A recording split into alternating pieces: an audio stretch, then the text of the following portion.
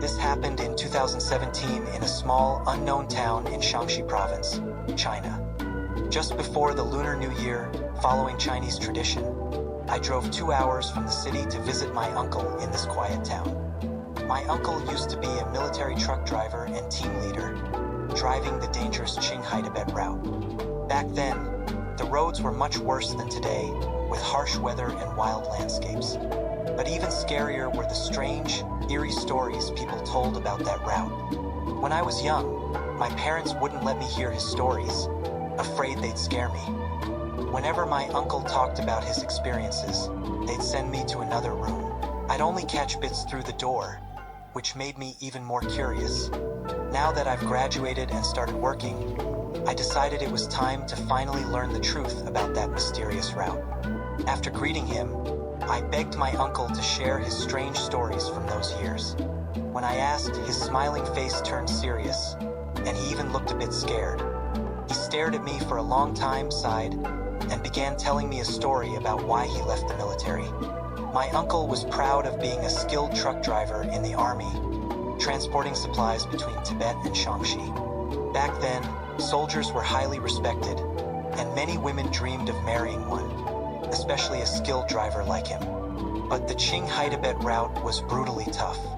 The dangers and hardships were beyond what most could imagine, but he stubbornly pushed through it all. During one mission, my uncle's truck was placed at the end of the convoy. Being last made it easy to get left behind, so he drove extra carefully. He thought his experience would ensure a smooth trip, but when they entered the remote desert area, a sandstorm hit. He slowed down and tried to keep moving, but soon realized he'd lost the convoy. Back then, communication was very poor. Trapped in the swirling sand, he and the new soldier in the passenger seat were completely cut off. This was extremely dangerous. The new soldier had no experience, and acting recklessly could mean getting lost forever in the desert. As they debated what to do, they spotted a shadowy figure in the sandstorm. My uncle was thrilled, thinking the convoy had come back for him. Touched by their loyalty, he told the soldier to stay in the truck while he went out to meet them. But the wind was terrifying. It felt strong enough to lift him into the sky. Sand blasted his skin, cutting tiny wounds. He could barely open his eyes, squinting through his arms to see. As he got closer, he realized the figure looked strange. Though blurry, its 3-meter-tall shadow made it clear. This wasn't a human, let alone a soldier. My uncle froze, but the figure kept walking toward him.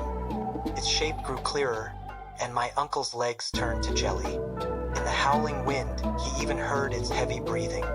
When fear takes over, survival instincts kick in. All he thought was, "Run, now or I'll die here." He sprinted blindly back to the truck. The creature seemed to sense his panic and charged after him, its thundering steps shaking the ground. My uncle said he ran as fast as he could, but the creature was faster, closing in on him in seconds. Luckily, his military training saved him. In that split second, he grabbed the truck door, jumped inside, slammed it shut, and locked it, all in one motion. The confused new soldier started to speak, but my uncle clamped a hand over his mouth. Holding his breath, he strained to hear anything over the roaring wind. But the storm was too loud. All he sensed was the creature circling the truck. As the soldier stared at him, confused, a pale, lifeless face suddenly pressed against the window. Now my uncle could see it clearly. A human face, or rather, a human skin, stretched over the creature's massive, shadowy head. Though its eye sockets were empty holes, he felt it staring straight at him. The soldier screamed and fainted. The scream enraged the creature. It lunged at the doors, but the military-grade armor held. Without hesitation, my uncle tried to start the engine. Even if they got lost in the desert, starving or dying of thirst, it was better than being torn apart. The engine sputtered. The noise drove the creature into a frenzy. It slammed into the truck, trying to flip it.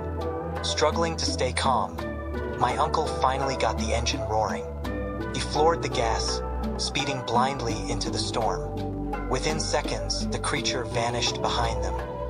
safe for now, he realized his clothes were soaked with sweat, his muscles trembling uncontrollably. Fighting nausea, he drove for another half hour. By luck, he found the convoy parked on the roadside, waiting out the storm. But they weren't the only ones missing. The second-to-last truck had also vanished. After the storm eased, they found it 2 kilometers off the main road, hidden behind a dune. When they opened the door, everyone froze. The soldier inside was dead, horribly mauled.